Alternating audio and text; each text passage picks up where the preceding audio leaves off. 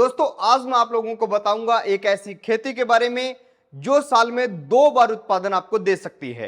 जी हां, हम आज बात करने जा रहे हैं अमरूद की खेती के बारे में। जितना कुछ बताऊंगा वो पैकेज ऑफ प्रैक्टिस के जरिए जो डॉक्यूमेंट में आया है उसके हिसाब से बताऊंगा, यानी जो इंफॉर्मेशन होगी वो पूरी ऑथेंटिक होगी। किसी भी प्रकार से ऐसा लफेबाजी नहीं होगी कि इतनी ज्यादा कमाई हो जाएगी या इतना ज्यादा घाटा लग जाएगा। जो होगा ऑथेंटिक होगा। तो सही जानकारी अगर आपको चाहिए तो इस वीडियो में कंटिन्यू हो जाइए।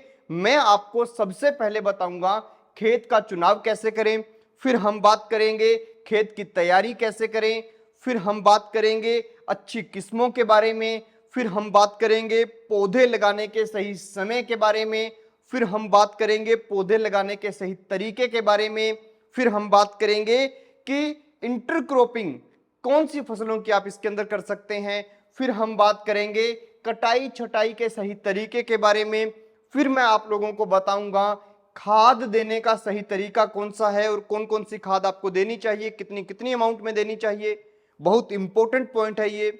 फिर आपको बताऊंगा पानी के बारे में कि सिंचाई कब कब देनी है, कितना लीटर पानी एक पौधे को चाहिए, पूरा का पूरा सिस्टम जो है वो समझाऊंगा। इसके साथ साथ चार्ट भी आपको दूंगा।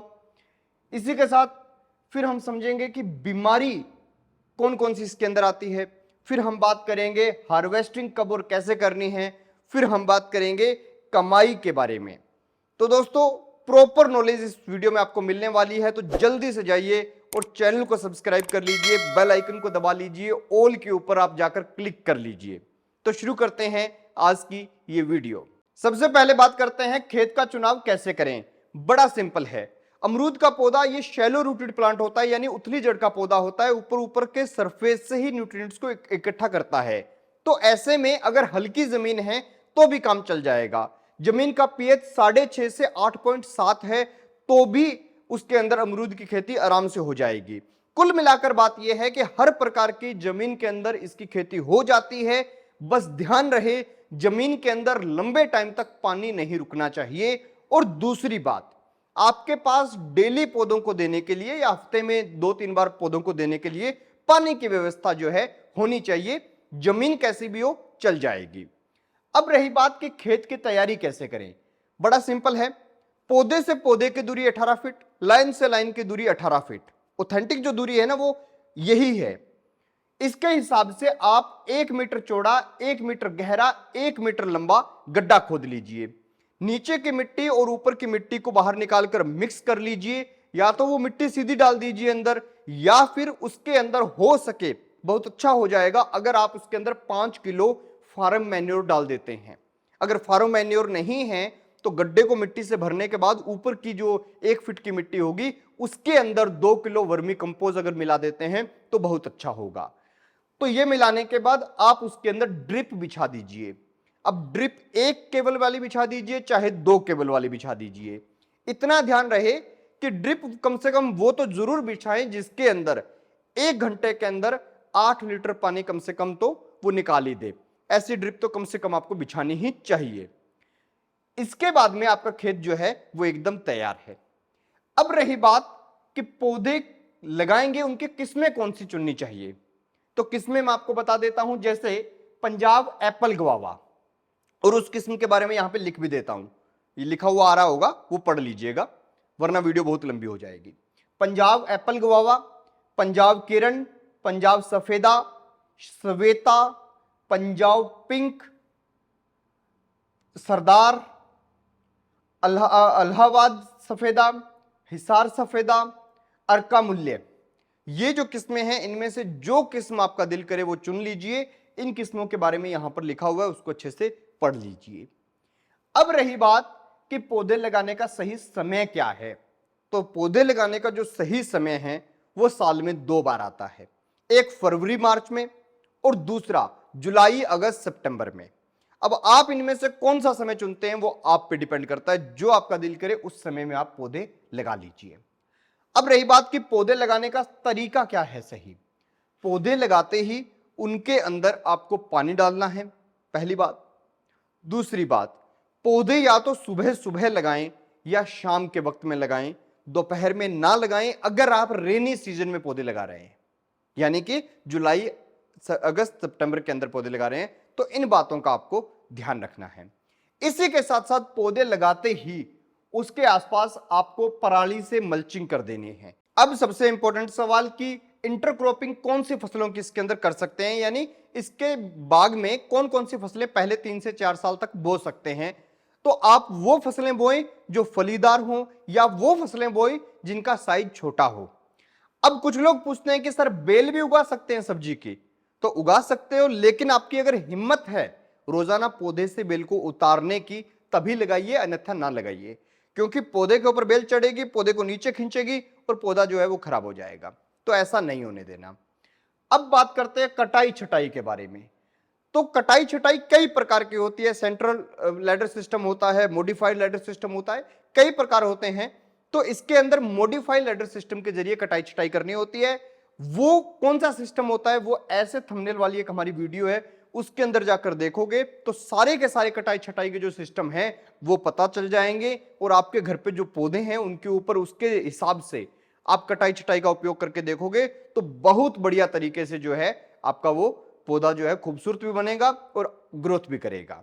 तो ये वीडियो है, इसके अंदर जाके मॉडिफाइड लैडर सिस्टम समझ लेना। अब सवाल ये कि खाद कब देनी है और कौन सी देनी है। तो खाद 2 बार देनी होती है, एक मई जून के महीने में और दूसरी बार आपको देनी होती है सितंबर और अक्टूबर के महीने में। अब देनी कैसे है, तो वो आपको एक चार्ट यहां पर दिखाई दे रहा होगा, उसके अंदर आपको जैसे अलग अलग चीजें दिखाई दे रही होगी कि 1 साल से 3 साल का पौधा है और वो पौधा जो है उसको 10 से 20 किलो फार्म मैन्योर देना है। तो पहले साल 10, दूसरे साल 15, तीसरे साल 20। इसी तरह खाद है, यूरिया दी हुई है 150 ग्राम देनी है, तो पहले साल 150, फिर 175, तीसरे साल 200। इस प्रकार से इस चार्ट को फॉलो करते हुए आपको इसके अंदर खाद पानी जो है देना है। अब रही बात कि और भी तो खाद जरूरत पड़ती होगी, तो इसके अंदर पड़ती है जिंक की डेफिशिएंसी आती है, तब जिंक देनी होती है।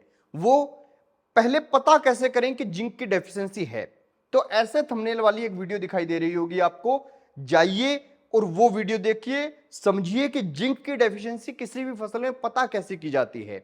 जब पता चल जाए कि जिंक की डेफिशिएंसी है तो आपको क्या करना है, आप लोगों को 1 किलो जिंक सल्फेट लेना है, आधा किलो चूने का पानी लेना है, चूने को रात को भिगोना है, पानी जो ऊपर आए बिना हिलाए डुलाए ऊपर ऊपर का पानी निकाल के वो लेना है, 100 लीटर पानी के अंदर मिलाना है और स्प्रे कर देनी है। 3 से 4 स्प्रे करोगे, मैक्सिमम 3 से 4 स्प्रे, वरना 2 स्प्रे के अंदर आपका जो है फ्रूट जो प्लांट्स हैं वो एकदम सही दिखने लग जाएंगे, बढ़िया हो जाएंगे। तो ये 15-15 दिन के इंटरवल से स्प्रे करनी है। अब आती है बात कि पानी कब देना है, कैसे देना है। तो देखो पानी का मैं एक चार्ट आपको यहां पे दे देता हूं। एक चार्ट आपको जो दिखाई दे रहा है उसके अंदर आपको एक चीज नजर आ रही होगी कि एक साइड में तो पौधे लिखे हुए हैं कि पौधे कितने साल के। जनवरी के महीने में एक पौधा है उसे आधा लीटर पानी चाहिए, जनवरी के महीने में 1 साल के पौधे को आधा लीटर पानी चाहिए, फरवरी के महीने में उससे थोड़ा ज्यादा चाहिए। वो पूरा का पूरा इसके अंदर दिया हुआ है, ऐसे दिए हुए हैं कितने साल के पौधे, पौधों की उम्र, और ऐसे महीने दिए हुए हैं, महीनों के हिसाब से दिए हुआ है। पूरा गर्मी आएगा जब 2.7 लीटर तक आ जाता है जैसे, तो इस तरह से आपको इस चार्ट के हिसाब से जो है प्रॉपर पानी देना है। इसीलिए मैंने बोला कि ड्रिप लगाइए, वरना आपको भाई पौधों की हालत देखकर पानी देना होगा अगर ड्रिप सिस्टम आपके यहां पे नहीं है। अब सवाल आता है कि बीमारी कौन कौन सी आती है। तो इसके अंदर फ्रूट फ्लाई की बीमारी आती है। अगर आप रेनी सीजन के अंदर यानी जो बरसात का मौसम होता है उस टाइम फ्रूटिंग ले रहे हैं, तो उस फ्रूटिंग के अंदर जो है फ्रूट फ्लाई 100% आएगी ही आएगी और फलों को नुकसान पहुंचाएगी। दूसरी चीज गवावा बोरर आते हैं, एक इसके अंदर बग्स आ जाते हैं, तो इन सब के लिए आपको इंसेक्टिसाइड करने होंगे। फ्रूट फ्लाई के लिए आपको क्या करना है, जब भी आप रेनी सीजन के अंदर फ्रूट ले रहे हो तब ऐसे बैग आते हैं, वो बैग उसके फ्रूट के ऊपर जो है लगा दिए जाते हैं, जिससे उसके जो है वो फ्रूट जो है वो खराब नहीं होता। वरना स्प्रे वगैरह से कोई ज्यादा समाधान नहीं है इसका फ्रूट फ्लाई का। विल्ट की बीमारी आती है, एक फ्रूट रोट की बीमारी आती है, फ्रूट गलना शुरू हो जाता है, एक विल्ट होता है। विल्ट अगर आती है और पौधा विल्ट से खराब हो गया तो आप उस पौधे को उखाड़ कर बाहर फेंकिए, वहां पे उसी वक्त नया पौधा ना लगाएं, पहले उसकी अच्छे से खुदाई कीजिए। जहां पे बिल्ट आई है उस जमीन को अच्छे से खोदिए। उसके बाद में 2% का फॉर्मलाइन सॉल्यूशन जो है वो उसके अंदर डालिए, फिर उसके ऊपर पराली डालकर ढक दीजिए। 15 से 20 दिन बाद उसके अंदर नया पौधा जो है उस जगह पे आप लगा सकते हैं। उस जगह से थोड़ा हटके लगाएंगे तो बेटर रहेगा। अब रही बात हार्वेस्टिंग के बारे में। हार्वेस्टिंग आप रेनी वाली लेना चाहते हैं तो वो ले लीजिए, कुछ लोग नहीं लेना चाहते तो उस टाइम जब फ्रूट आता है तो फ्रूट को वो गिरा देते हैं, फिर सीधा जो है सर्दी का फ्रूट है वही लेते हैं। जो रेनी सीजन की फ्रूटिंग है उसके अंदर बीमारियां ज्यादा होती हैं, तो याद रहे कि जब हार्ड और पूरा मैच्योर होता है, मैच्योर भी और हार्ड हो पूरा, तभी आप जो है फ्रूट को तोड़कर इकट्ठा कर लीजिए। और अब रही बात कमाई के बारे में। कमाई का बड़ा सिंपल है दोस्तों। कमाई 142 पौधे हैं।